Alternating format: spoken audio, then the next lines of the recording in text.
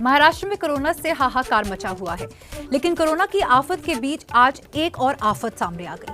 मुंबई से सटे विरार में जान बचाने गए मरीज अपनी जिंदगी अस्पताल की लापरवाही से खो बैठे। दरअसल विजय वल्लभ कोविड अस्पताल में सुबह 3:30 बजे के करीब आग लग गई और इस आग की चपेट में आने से 13 लोगों की मौत हो गई।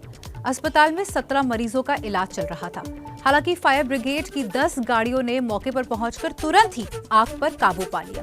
फिलहाल आग पूरी तरह से बुझा दी गई है। घटना के बाद मरीजों को दूसरे अस्पतालों में शिफ्ट करा दिया गया है। विरार आग हादसे में मरीजों के परिजन आरोप लगा रहे हैं कि अस्पताल में लापरवाही बरती गई, जिससे ये हादसा हुआ। परिजन अस्पताल के बाहर हंगामा और विरोध प्रदर्शन कर रहे हैं। अस्पताल प्रबंधन के मुताबिक आग एसी में लगी और धीरे धीरे उसके बाद पूरे आईसीयू वार्ड में फैल गई। महाराष्ट्र के सीएम उद्धव ठाकरे ने हादसे की जांच के आदेश दे दिए हैं। इस हादसे को लेकर बीजेपी महाराष्ट्र के स्वास्थ्य मंत्री राजेश टोपे का इस्तीफा मांग रही है। देश में कोरोना के बढ़ते मामलों और मौजूदा हालात से निपटने की रणनीति पर चर्चा के लिए पीएम मोदी आज 3 अहम बैठकें करेंगे। अधिकारियों के साथ पीएम की पहली बैठक अभी चल रही है।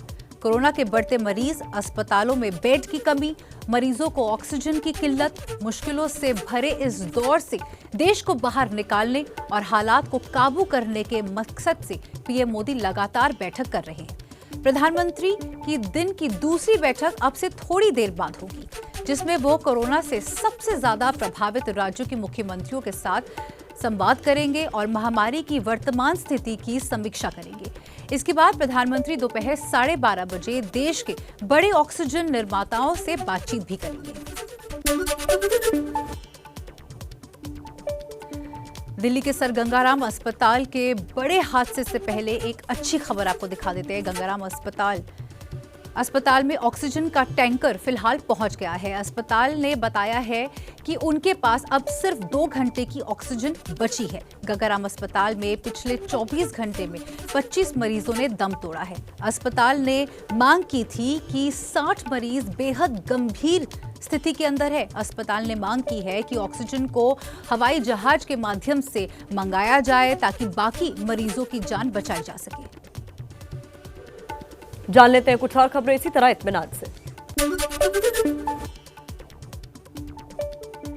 कोरोना की वजह से बिगड़ते हालात को लेकर आज सुप्रीम कोर्ट में अहम सुनवाई होनी है। अदालत ने केंद्र सरकार से 4 बिंदुओं पर जवाब मांगा है। ये 4 बिंदु हैं ऑक्सीजन, दवाई और वैक्सीन जैसी जरूरी चीजों की सप्लाई के लिए केंद्र और राज्य सरकारों के बीच तालमेल बिठाने वाली संस्था होनी चाहिए। कोविड के इलाज में काम आ रही दवाइयों और उपकरणों को आवश्यक वस्तु घोषित करना, राज्यों के बीच और किसी राज्य के अंदर आवश्यक वस्तुओं के आने जाने की सरल व्यवस्था और राज्य में लॉकडाउन का फैसला कौन ले, क्या हाईकोर्ट भी ऐसा आदेश दे सकता है। सुनवाई के दौरान चीफ जस्टिस बोबड़े ने मौजूदा हालात को नेशनल इमरजेंसी भी कहा। ऑक्सीजन की लगातार बढ़ती मांग और सप्लाई में आ रही रुकावटों को देखते हुए केंद्र सरकार ने डिजास्टर मैनेजमेंट एक्ट लागू कर दिया है। इसके मुताबिक ऑक्सीजन की सप्लाई में कहीं भी बाधा आई तो जिले के डीएम और एसपी इसके लिए जिम्मेदार होंगे। ऑक्सीजन लाने ले जाने वाली गाड़ियों की राज्यों के बीच आवाजाही पर पाबंदी नहीं होनी चाहिए। ऑक्सीजन उत्पादकों पर अधिकतम सीमा की कोई पाबंदी नहीं होनी चाहिए। ऑक्सीजन सप्लाई करने वाली गाड़ियों को शहरों में बिना किसी समय सीमा की पाबंदी के आने जाने की छूट मिलनी चाहिए। सरकार के नए निर्देशों के मुताबिक 9 उद्योगों को छोड़कर बाकी सभी उद्योगों को ऑक्सीजन सप्लाई पर अगले आदेश तक रोक लगा दी गई है। ऑक्सीजन एक्सप्रेस संजीवनी बनकर महाराष्ट्र की तरफ चल पड़ी है। एक के बाद एक नजर आते इन टैंकरों में वो ऑक्सीजन भरी है जिसका कोरोना मरीजों को बेसब्री से इंतजार है। ऑक्सीजन एक्सप्रेस रवाना होने की जानकारी केंद्रीय रेल मंत्री पीयूष गोयल ने दी। पीयूष गोयल ने कहा कि लिक्विड मेडिकल ऑक्सीजन टैंकर को लेकर पहली ऑक्सीजन एक्सप्रेस विशाखापट्टनम से महाराष्ट्र के लिए रवाना हो गई है। इस ऑक्सीजन एक्सप्रेस में 100 टन एलएमओ यानी लिक्विड मेडिकल ऑक्सीजन मौजूद है। दरअसल महाराष्ट्र और मध्य प्रदेश ने केंद्र सरकार और रेलवे से ऑक्सीजन सप्लाई का रेल के जरिए भेजने का अनुरोध किया था, जिसके बाद इन ट्रेनों की आवाजाही के लिए ग्रीन कॉरिडोर बनाया गया। देश में कोरोना का रिकॉर्ड तोड़ प्रहार जारी है। कल एक दिन में दुनिया में सबसे ज्यादा केस भारत में आए। जहां कल 3,14,000 केस आए, तो वहीं आज भी ऐसी ही आशंका जताई जा रही है कि ये आंकड़ा और बढ़ सकता है। देश में कल 2,104 लोगों की कोरोना के कारण मौत हो गई। महाराष्ट्र, दिल्ली, यूपी, कर्नाटक समेत कई राज्यों में हालात बेकाबू होते जा रहे हैं। ऑक्सीजन की कमी की वजह से भी कई शहरों में मरीजों को काफी ज्यादा दिक्कतें हो रही हैं। इस बीच देश में वैक्सीनेशन ने भी रफ्तार पकड़ी है। अब तक 12 करोड़ से ज्यादा लोगों को वैक्सीन की डोज लगाई जा चुकी है।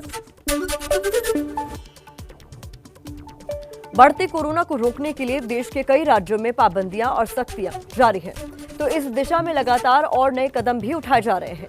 यूपी में पहले से जारी कोरोना पाबंदियों के बीच योगी सरकार ने अब वीकेंड यानी शनिवार और रविवार को पूरे प्रदेश में लॉकडाउन का फैसला किया है, जो आज रात 8 बजे से लागू हो रहा है। यूपी में शुक्रवार रात 8 बजे से सोमवार सुबह 7 बजे तक लॉकडाउन रहेगा। इसके अलावा जिन जिलों में 500 से ज्यादा कोरोना मरीजों का इलाज चल रहा होगा, वहां हर दिन रात 8 बजे से अगले दिन सुबह 7 बजे तक जरूरी सेवाओं को छोड़कर बाकी सभी गतिविधियां बंद रखने के आदेश जारी हुए हैं। कोरोना के बढ़ते मामलों को देखते हुए हरियाणा की खट्टर सरकार ने भी नए फैसले लिए हैं। हरियाणा में आज से शाम 6 बजे तक सभी दुकानों को बंद करना होगा। राज्य में सभी स्कूल भी 31 मई तक के लिए बंद कर दिए गए हैं। हरियाणा में अभी रात 10 बजे से सुबह 5 बजे तक कोरोना कर्फ्यू लागू है। सीएम खट्टर ने राज्य में लॉकडाउन की योजना से अभी इनकार किया है। प्रवासी लोगों को भी ये भरोसा दिलाया गया है कि वो घबराए ना, पलायन ना करें और नियमों को ध्यान में रखते हुए जहां भी हैं वहां निश्चित होकर अपना काम करते रहें। चलिए कुछ और खबरें देख लेते हैं इत्मीनान से। कोरोना काल के दौरान पश्चिम बंगाल में 6 चरणों का मतदान खत्म होने के बाद अब जाकर चुनाव आयोग हरकत में आया है। आयोग ने रोड शो और वाहन रैलियों पर पाबंदी लगाई है। नए आदेश के मुताबिक पश्चिम बंगाल में road show, bike rally, cycle rally, पद यात्रा ये सब रद्द कर दी गई है। जिन कार्यक्रमों को पहले से ही इजाजत मिली हुई थी, उन्हें भी रद्द कर दिया गया है। चुनावी सभाओं में सोशल डिस्टेंसिंग के साथ 500 लोगों को आने की इजाजत दी गई है। चुनाव आयोग का ये आदेश 7वें चरण के प्रचार के आखिरी दिन से पहले आया है। 26 अप्रैल को 36 सीटों पर होने वाले मतदान के लिए आज शाम 6:30 बजे प्रचार थम जाएगा।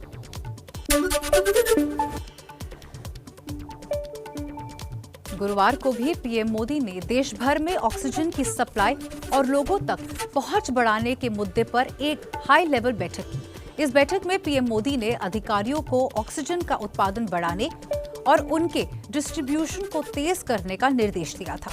इन अहम बैठकों के मद्देनजर प्रधानमंत्री ने आज पश्चिम बंगाल का अपना चुनावी दौरा रद्द कर दिया है। इसके बाद प्रधानमंत्री का पश्चिम बंगाल में कोई भी चुनावी कार्यक्रम तय नहीं है।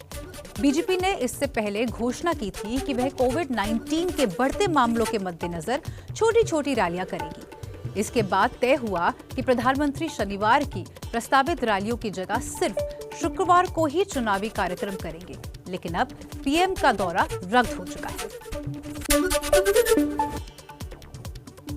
चुनाव आयोग के आदेश के बाद ममता बनर्जी ने अपनी रैलियां रद्द कर दी है। अब वो वर्चुअल सभाएं करेंगी। पीएम मोदी भी आज शाम 5 बजे वर्चुअल रैली करेंगे, जिसमें मालदा, मुर्शिदाबाद, बीरभूम और कोलकाता के मतदाताओं को संबोधित करेंगे। चुनावी रैलियों को लेकर आयोग ने नए फैसले से पहले कोलकाता हाईकोर्ट ने कोरोना नियमों का पालन न होने पर चुनाव आयोग से नाराजगी जताई थी। 26 अप्रैल को 36 सीटों पर होने वाले मतदान के लिए आज शाम 6:30 बजे तक प्रचार थम जाएगा। बंगाल में पिछले 24 घंटे में कोरोना के सबसे ज्यादा 11,948 मरीज सामने आए हैं। 56 लोगों की कोरोना से मौत भी हुई है। एबीपी न्यूज आपको रखे आगे।